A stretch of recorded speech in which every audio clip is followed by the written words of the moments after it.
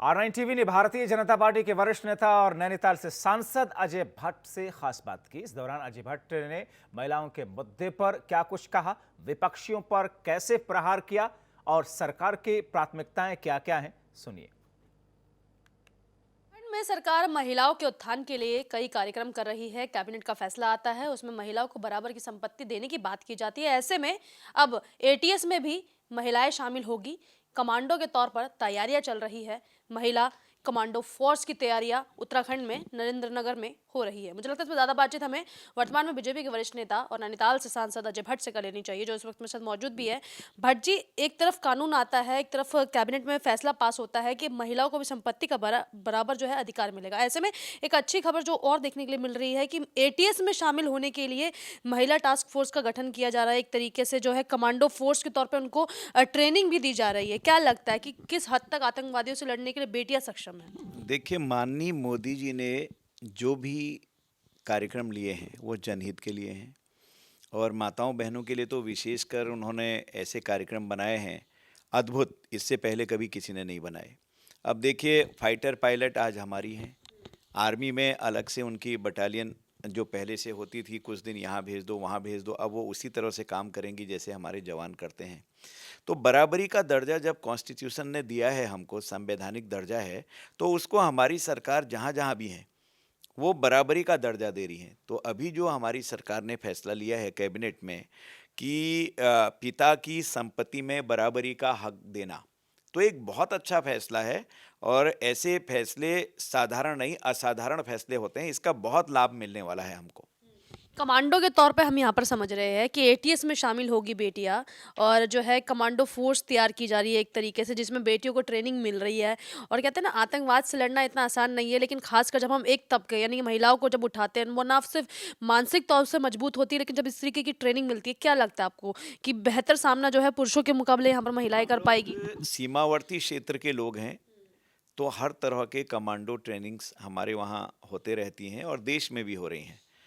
तो जब fighter pilot हो सकते हैं तो कमांडो क्यों नहीं?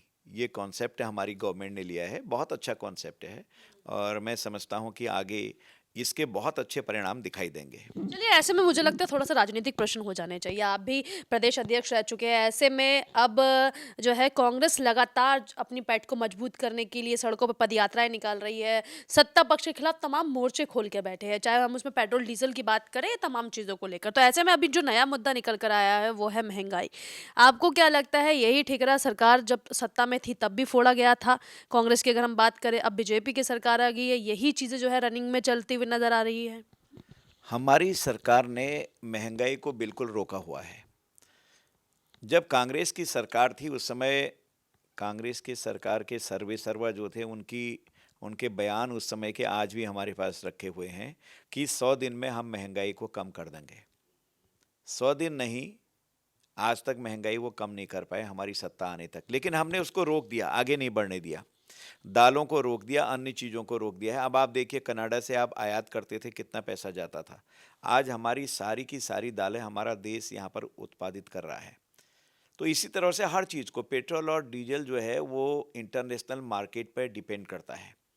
इस समय कोरोना की वजह से थोड़ी ऊपर नीचे होते रहता है, इसमें कोई खास बात नहीं है। नरेंद्र मोदी जी इस देश के माननीय प्रधानमंत्री हैं, किसके लिए कर रहे हैं?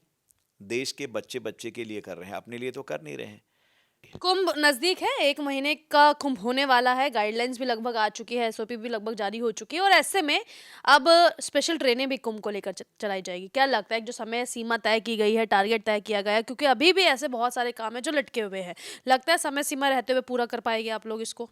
कोरोना की वजह से थोड़ा सा परेशानी तो जरूर हुई है कुंभ में, लेकिन जैसे ही कोरोना कम हुआ है सरकार ने द्रुत गति से काम किया है। तो कुछ हमारे पूजनीय गुरुजन, हमारे जो साधु वर्ग हैं, अखाड़ा परिषद के अध्यक्ष जी वगैरह हैं, उन्होंने जो कमियां बताई थी उन कमियों को तुरंत फुरत बहुत तेज़ी से दूर किया जा रहा है और कुछ तो दूर कर दी गई हैं। ये कमियां कोरोना की वजह से हुई हैं और वैसे कोई ऐसी बात नहीं थी, क्योंकि केंद्र का जो धनराशि अंश आ रहा था वो आ ही रहा है और हमारी राज्य सरकार लगा ही रही है। इसलिए कहीं पर कोई परेशानी नहीं आएगी। कुंभ अपने निश्चित समय पर ही होगा, बहुत अच्छा होगा। हमसे खास बात करने के लिए। कैमरा पर्सन अंशुमन के साथ मैं भावना, 9 टीवी दिल्ली।